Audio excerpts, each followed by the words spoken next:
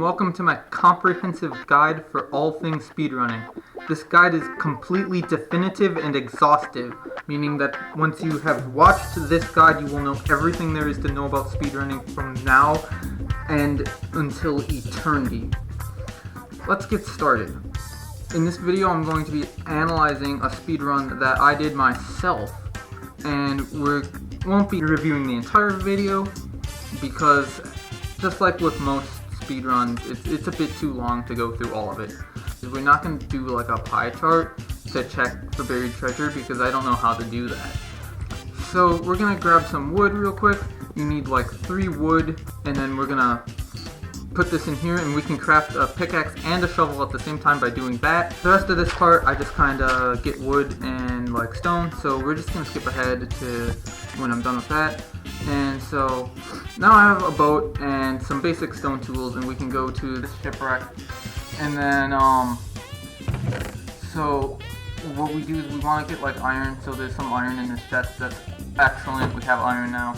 You want to like grab armor and food out of here, but if you notice, like both of these armor pieces, like they have like curse of binding on them. Like so on 1.16.1, the curse of binding armor is broken, and like if you wear it, it's just like you can't like take it off. You can see we're making pretty good pace right now. We're at 6:30. That's like most speedrunners are probably in the end, but I mean, we're kind of at the end of the overworld, so in a way I am at the end. So at this point, we're getting close to entering the nether. We have like our basic nether portal shape, like the 2x3,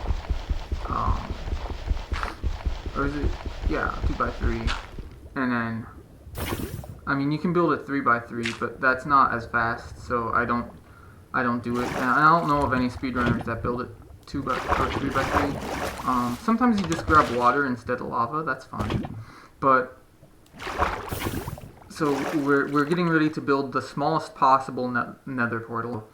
We're gonna block off the water, and we're gonna be entering into the nether in just a moment. All we have to do is grab some lava so we can burn some hoglins later, and then have some lava flow into the portal. That's not enjoyable. So now what we're going to do is we're going to test to make sure that we get enough entities, because when this number goes up, that means like a bastion spawned in, and then you look in the direction where the E is the highest, and then that's the direction you go in, and then you found the bastion. And so we're going to mine in here, and I do this on purpose, mind you. I want to show you my brilliant strat. I call it absolutely panic. That's the new strategy that I pioneered this strategy myself. I have not seen many pros use this strategy in an actual speedrunning environment. Like if you watch ranked speedrunning, you will not see people absolutely panicking. I don't know why, because it worked pretty well right here. But eventually we're gonna get up into the bastion, and we're gonna be this is a bridge bastion, so there's like gold over here. And so the gold is important because you need to trade with the piglins. But if in case you didn't know this, you don't actually have to trade the gold blocks. You can trade the ingots instead of the gold blocks, and you get 9 ingots per block. So it's like 9 times more trades if you trade the ingots instead of the blocks. So you actually don't have to be all that lucky, because like as you can see, I have like, what is that, 128 trades right there. So like you don't have to be like super duper like dream lucky to get like the trades that you want, because you can just turn them into bars instead of trading the gold blocks. I don't think most people know that. Alright, we're skipping ahead to the part where I start bartering. Alright, so we got the guys in the hole and we're bartering. And I mean, so far this run is going really well. We have some pearls in our inventory right now, so what we can do is we can just kind of quickly grab the loot out of these chests, like the string and the iron, unless I decide not to grab the string and the iron for some reason. Okay, there we go. We're going to skip ahead to the part where we're looking for the fortress. So when we get that blue little slice on the pie chart, that means that there's like a spawner. And so we need to determine like which chunk the spawner's in, lower the render distance, and then you're gonna increase the render distance to one less than, oops, that wasn't one less. Alright, so we're gonna try it again, so it's 23, and then we're gonna try in each direction. Or if I had been smart, I could have just opened the pie chart like immediately when I came out of the portal. Ideally, like right here, when I realized that, like, oh, look, there's the thing is in this direction, then I should have like thrown a pearl, like that way, and then I could have been like a little, just a little faster than if I like went back and then walked. Why do I still have 64 gold? Like, why did I not have that trading while I was gone? What am I doing? So if you look right here, we only have 18 obsidian, which is like totally not enough obsidian to build 2 nether portals. But I saved some time. I make up some time by throwing that ender pearl right there, and then I can trade the gold blocks here if I can pick them up. But well, no, don't trade the gold blocks. Like I said, don't you trade the ingots, because the gold blocks, you wouldn't want to trade the gold blocks. So, but like that's kind of what speedrunning is about. Is like you're always improving, because like if you stopped improving, it wouldn't be speedrunning. So, okay. So, we're in the fortress, and now... oh, we're already leaving the fortress. Never mind. Which, I mean, it's important to craft the Eyes of Ender. So, we're gonna use this...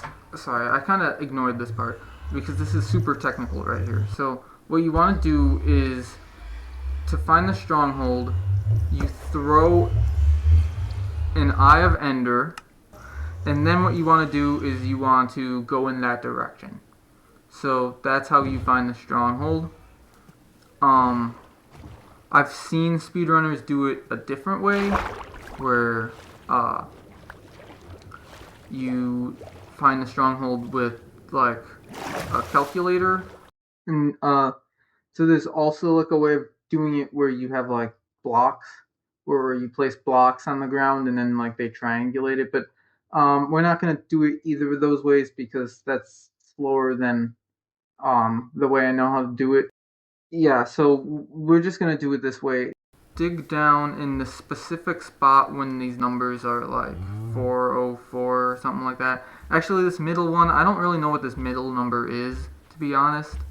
Like, it just kind of doesn't really... like, determined the spot where we need to dig down. Now we just have to, like, dig into the stronghold. So we're going to dig into the stronghold. And what we want to do is, we're not really focused on anything else in the stronghold except finding the portal room. So instead of, like, some of the pros use, like, the pie chart and fiddle with the settings. But I think it's just, sometimes it's just faster to, like, start searching for the stronghold. Because, like, instead of... the time that you spend like setting up the pie chart could just be spent like searching for the stronghold, because either way you end up having to search for the stronghold. So we'll just immediately start searching for the stronghold. I think that'll be a lot faster actually. If there's not a top passage on that side, then there must be a door on this side. So we go through there, and the pros use like the pie chart, and they set all the settings to like be correct, and then they use a pie chart. It's really so unreliable that I don't know why anyone would ever try to use the pie chart to find the portal room, when this is obviously a superior method, is just running around. Skip ahead for a bit.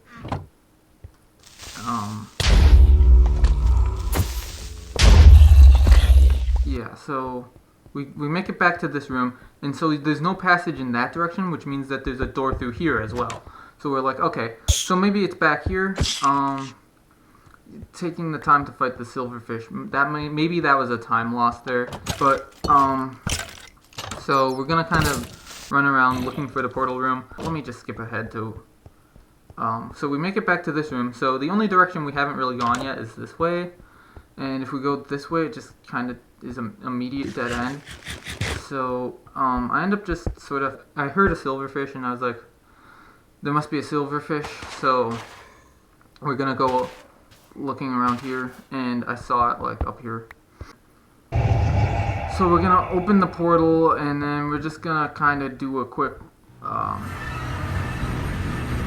guess not. Alright, we just go right in. So, when you're fighting the Ender Dragon, what you've got to remember is you got to remember to don't get distracted by anything ever during this portion of the speedrun. But you do want to try to take down the Ender Crystals because the Ender Crystals, they make the Ender Dragon like land faster. The Ender Dragons, the Ender Crystals, if you destroy them, the dragon will perch quicker. One of the reasons why you always want to raid the Bastion chests is because they have a lot of crystals in them, so a lot of arrows, rather.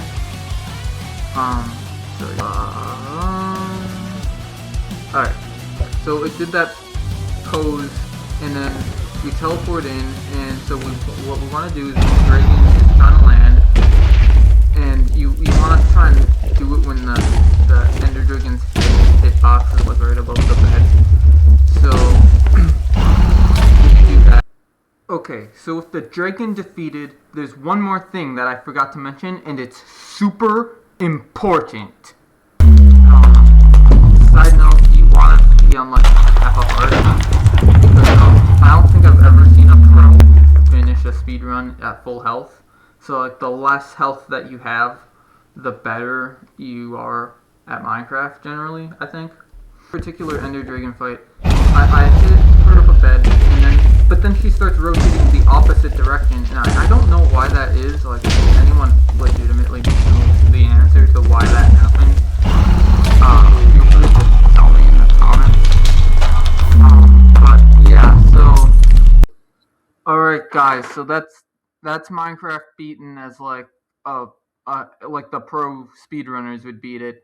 If you think I missed anything, be sure to tell me in the comments. Yeah, so there you go. Now you know how to speedrun with the most recent strategies and the most definitive techniques.